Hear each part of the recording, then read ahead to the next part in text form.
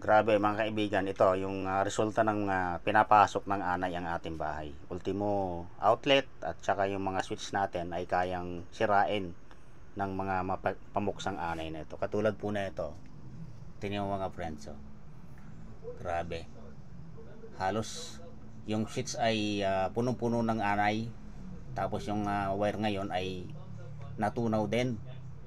Kaya itong problema ngayon na sabi ni Sir hindi na raw to umiilaw almost 6 months na hindi siya umiilaw, kaya kailangan natin pailawin ngayon. So minanwal ko muna sa ngayon para ma-check natin ng maayos.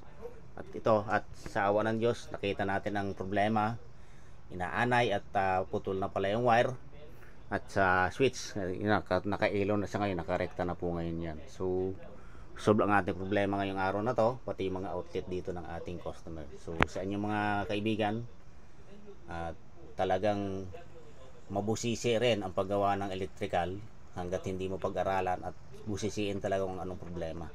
So sa inyong lahat, God bless po at happy tayo lahat. Always healthy. Yes to healthy life. Always.